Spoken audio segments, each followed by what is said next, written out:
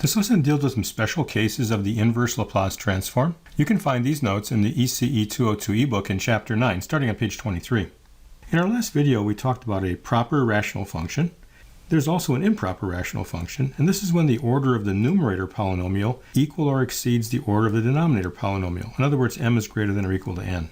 Let's do an example. Suppose I had s squared plus 4s plus 5 divided by s squared plus 3s plus 2.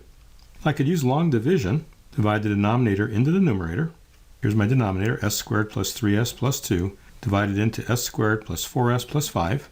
We're going to knock out the highest power of s. So if we multiply s squared times 1, I'll get an s squared here, a 3s, and then a 2. Now subtracting these two, I get s plus 3. So I could say that this f of s is equal to 1 plus the remainder, s plus 3 over s squared plus 3s plus 2. Now this is a rational function. We've lowered the numerator polynomial by 1 power of s. So we could write this then as 1 plus some k1 over s plus 1 plus k2 over s plus 2. And that the roots of this are s plus 1 and s plus 2. And we can find k1 using our method from partial fraction expansion. We can find the term k1 by multiplying this by s plus 1 and then letting s equal minus 1. These cancel, and I get minus 1 plus 3 over minus 1 plus 2, and that's equal to 2. Likewise for k2, we could multiply this by s plus 2. The s plus 2's cancel, and we're going to let s equal minus 2. So you get minus 2 plus 3 over minus 2 plus 1, and that's equal to minus 1. So you could write f of s as 1 plus 2 over s plus 1 minus 1 over s plus 2. Let's go to our table and find the inverse Laplace transform. The inverse transform of 1 is just delta. If we have 1 over s plus 1, it's e to the minus 1t, multiplying that by 2, and multiplying by u of t. And then minus, and then here we have e to the minus 2t times 1 times u of t. This would be our function f of t for f of s. Another special case is having multiple poles. Consider the following example. Suppose that f of s is equal to k times s minus z1 divided by s minus p1 and then divided by s minus p2 squared. Let's factor out from f of s this s minus p2. Pull that out in front. I'm left with k times s minus z1 over s minus p1 now, but just 1 s minus p2. Now we have simple poles and we have a proper rational function, and we can find the residues, call them c1 associated with root p1, and I'll call this k22 associated with root p2. Now let's multiply this out. I have c1 divided by s minus p1 and then divided by s minus p2. And then multiplying this through here, we've got k2 divided by s minus p2 squared. Here again, I've got a proper rational function with simple poles, so I can find the residues for that. Let me call those k1 and k2. So I have k1 over s minus p1 and k2 over s minus p2. And the reason I used a double subscript here was that I've got the s minus p2 term squared. Well, we can find k1, k2, and k22 using our residue method for partial fraction expansions.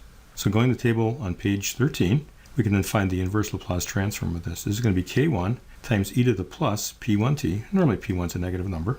If it isn't, we have a stability problem. Here I have e to the plus p2t times k2. And then having the square here, if you remember back on page 13, we have t times e to the p2t times k22. And all this times u of t. Let's do an example. Let's find the inverse Laplace transform of f of s equal to 4 times s plus 3 divided by s, and then divided by s plus 2 squared. So again, let's pull out the s plus 2, and I'm left with s and s plus 2 to the first power. So I have a residue, I'll call it c1, and I have a residue for this term, I'll call k22. So let's find c1 and k22. Using this without the s plus 2, I have 4s plus 3 over s and s plus 2. So multiply that function by s plus 2 and then let s equal minus 2. Again, I get these terms to cancel, and I have 4 times minus 2 plus 3 over minus 2, and that's equal to minus 2. c1 would be the same expression, but multiplied by s and then letting s equal 0. These will cancel. And I have 4 times 3 divided by 2, and that's equal to 6. So my f of s then is equal to 1 over s plus 2, and then I've got 6 over s, and then minus 2 over s plus 2. Multiply that out.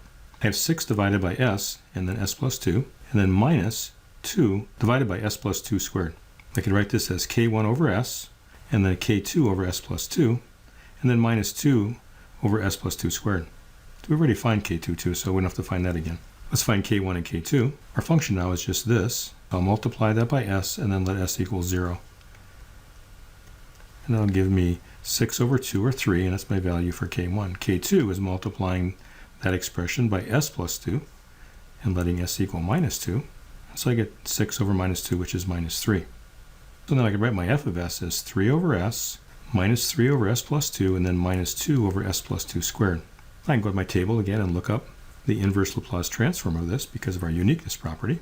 I'm going to get, this is a step function with a strength of 3. I've got minus 3 times e to the minus 2t.